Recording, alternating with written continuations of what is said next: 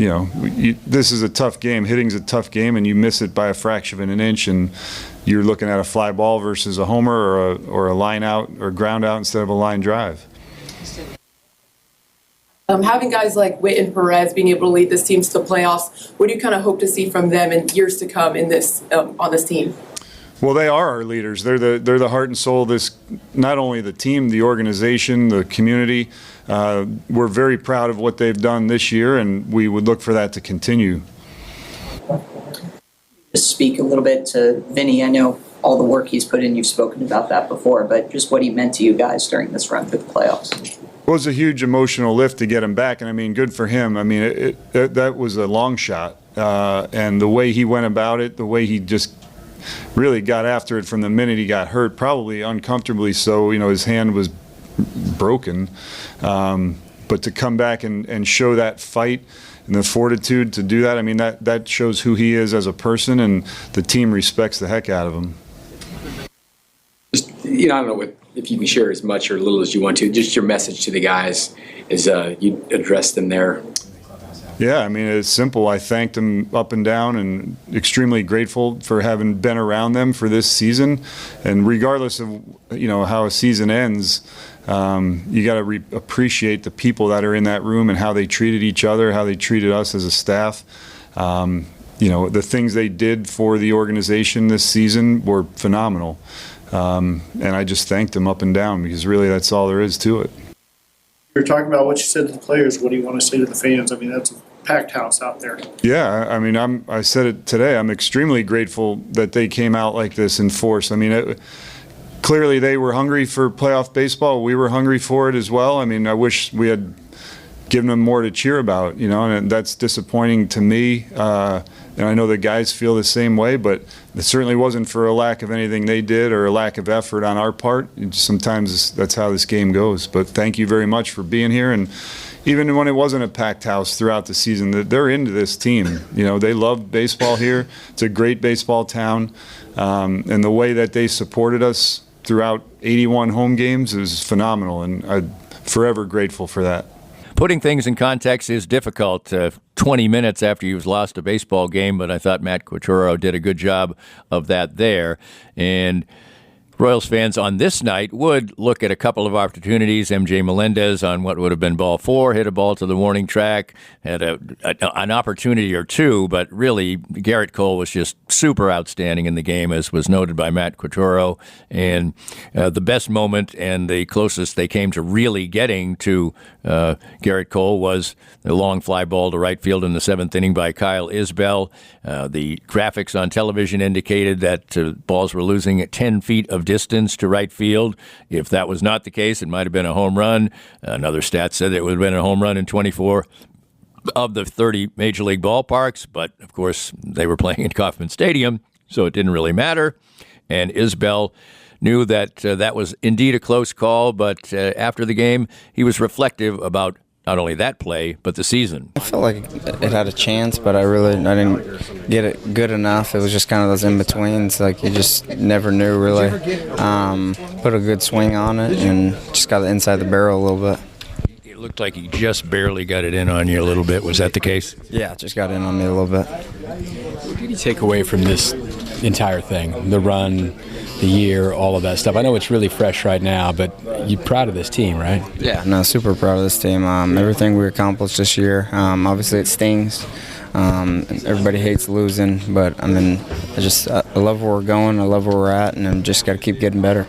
This thing started off rough, right? 3 pitches in, 1-0, everything. But you guys just really kept fighting. What are your thoughts about what Michael did on the mound after that kind of rough first couple batters? Yeah, I mean, he's a resilient human. He fought back, went out there and competed, busted his butt, all changing, mixing pitches, did really well, and I'm proud of him.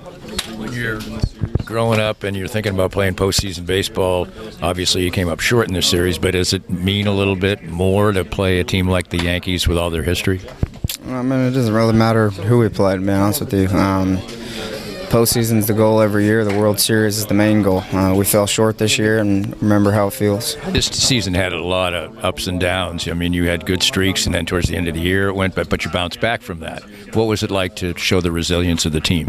Yeah, man, it's just baseball. You're going to go through good streaks. You're going to go through bad streaks. You're going to lose tough games, win tough games. It's just all part of the 162-game season. It's a long season, and you fight for moments like this.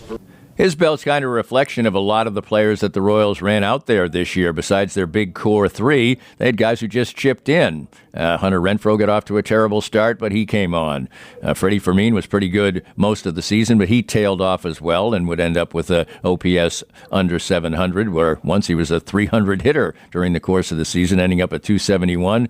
Isbel is obviously a tremendous defender, but indeed he has to be because he doesn't provide much offense either. If that fly ball had been a home run, it would have been his 9th of the season. He had a 650 OPS. That's just the kind of players that the Royals had besides their big three. And that was why their offense was so streaky, but in the end, not horrendous by Major League standards. But it was one aspect that will have to be looked at as we look ahead. But right now, it's more, I think, an opportunity to give credit to the pieces that were put together by J.J. Piccolo to create an 86-win team and a team that won a playoff series. And that's the feeling today before we get into the nuts and bolts of trying to recreate something in 2025, which, as I'll note towards the end of this, is hardly a given the roster construction of this team right now. But let's continue on next by hearing from two icons of the Kansas City Royals franchise. One, of course, the icon, George Brett, and one, the new icon, Bobby Witt Jr. They reflect on the season of 2024 as we continue on Kansas City Profiles, presented by Easton Roofing. More of Danny's Reasonably Irreverent podcast after this. Hey Kansas City, Joe Spiker, Easton Roofing here. It's football season in Kansas City, and all of us at Easton Roofing cannot wait to watch Patty Icicles take us to our third straight Super Bowl championship. There's been a lot of storm damage this year. We're here before the storm, and we will be here well after, leaving a legacy of quality work handled by quality people. Not everybody got a new roof from their insurance company. If that's you, give us a call. Easton Roofing. Integrity matters. Enjoy all the excitement of football season at the 23rd Street Brewery. From the Jayhawks and college football to the NFL and even live-streamed Lawrence High and Free State football games, you can watch it all at the 23rd Street Brewery. Enjoy the games with your favorite menu item like the Bill Self Mac and Cheese, Naked Nachos, or the Haney Turkey Stack. And wash it all down with your favorite beer like a Wave the Wheat or Crimson Fog. 23rd Street Brewery on the corner of Clinton Parkway and Cassold in Lawrence. It's always a pleasure to catch up with Dr. Brad Woodle from Advanced Sports and Family Chiropractic and Acupuncture, 8 locations all around Kansas City, the latest in Raytown. Pick out the one that's most convenient for you and pick it out this fall. If you've got a young athlete who needs a little bit of treatment or tender, loving care, injuries can happen, little strains can happen, and Dr. Woodle, you can help them out. We take care of athletes both in prevention and in those injuries. Things happen. But the most exciting thing is we can take care of almost anything that deals with bones, muscles, joints. Whether it's a sprain, strain, or a concussion, we can take care of that athlete. That you can at all the locations around Kansas City, and you can get that treatment, your own treatment, all the treatments you want to make you feel better, body, mind, and spirit at Advanced Sports and Family Chiropractic and Acupuncture. Visit asfca.com/Danny. That's asfca.com/Danny. If you'd like to join these and other fine sponsors and market your business on Kansas City's #1 rated podcast, contact us at Danny@DannyKlinkscale.com. Look forward to working with you. Welcome back. It's very difficult to create fan momentum attendance-wise when you've been down for quite a while, as the Royals were. I guess the Royals had about 11,000 season ticket holders. I really don't know that, but the best way to see how many season ticket holders a team has is when you see a game or know that a game is being played in conditions or whatever where there's almost nobody there or there's a couple thousand people there, and then you just looked for the paid attendance, the attendance of tickets that were actually sold for the game. And for the Royals, it was 11,000 plus. So basically, when they would announce that, when you knew there weren't 11,000 people in the stands, that's an indication that there were 11,000 season ticket holders, which isn't very many. And people mostly buy their baseball tickets before a season. Walk-ups, a 2,000 walk-up is incredibly big for a baseball game. And so even though as the Royals played better, they routinely had crowds of 12 or 14,000. They ended up drawing almost 1.7 million, much better than last season. And that will undoubtedly increase significantly next year. I'd be shocked if they don't draw 2 million fans next year because the season ticket base will go up, etc. But what we did see is 80,000 fans pour in to see the last couple of games of the season, the playoff losses that concluded the Royals season. And what they didn't get to see was a vintage postseason performance by Bobby Witt Jr., who was absolutely incredible this year.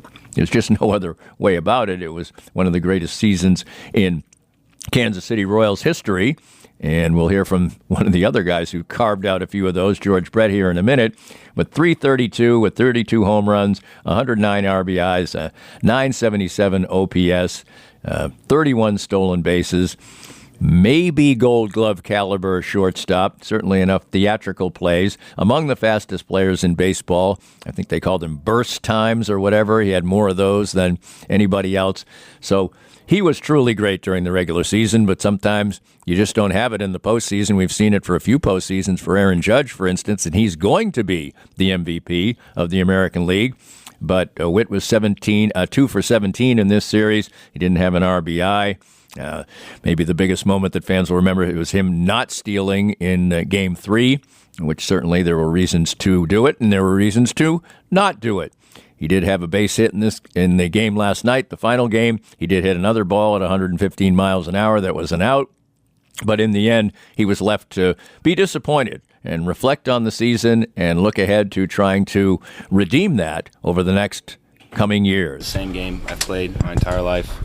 The mound's 60 feet, 6 inches away. It's 90 feet to first base. I just got to control what I can and just go about it the way I do each and every day and just know that we just got to go out there and enjoy it and have fun. It sounds like from your comments you feel like the expectations have raised for the organization, just what you guys have done this year. 100%. We just got to keep proving ourselves right. People out there didn't really expect us to be in this spot, and we are, and so we're going to keep doing it. What was your biggest takeaway about your first ever postseason run and kind of what you hope to bring from this run to next season? Yeah, it's motivation. That's really all there is to it. Just because of now you get a taste of the postseason, now you want to keep doing it. So it's just going to make everyone in this clubhouse want to work harder, and that's what we're going to do. And so it's amazing. We have an amazing team, and I feel like our team was special this year, but we're just going to keep getting better. Bobby, you hit a couple balls really square tonight, particularly the ball to left field. Did you feel like you were swinging it well tonight? Yeah, I felt great. It was just kind of, part of it. And so it's just baseball. And so sometimes you hit them right at them, sometimes you don't, and it's just the game. Well, you mentioned the wind. How much did you think it was blowing in compared to usual? You can't control that. I was just saying that just because of you never know what happens in baseball. The game changes all the time, so yeah. What was your perspective on the benches clearing incident with Mike Hill? I couldn't tell. I was on deck, but I just kind of, I don't really know what happened. Did you just focus on your at-bat there? Try to stay locked in at the time. I feel like it kind of, sparked something for you guys, able to get the run on the board there? Yeah, I think so. Definitely, yeah. Bobby, what did you think of what you got from starting pitching, the whole regular season, but also this series in particular? Yeah, it was unbelievable just what they did this year. That's one of the reasons why we're here in this situation here today. And so, yeah, it was special.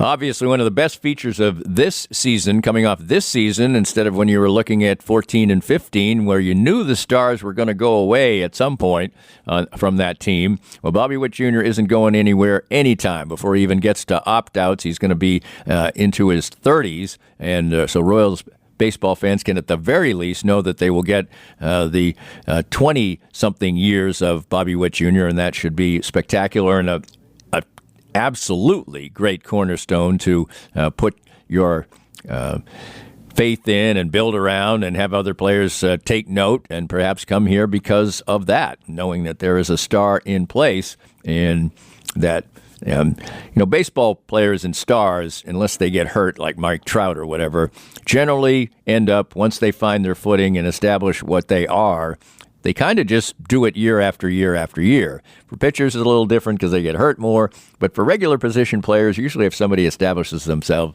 as a great, they're great season in, season out, just like George Brett. I was fortunate enough while Bobby Witt was getting absolutely mobbed, and I couldn't get to him until a little bit later, to have George Brett walking around the clubhouse congratulating the guys. There was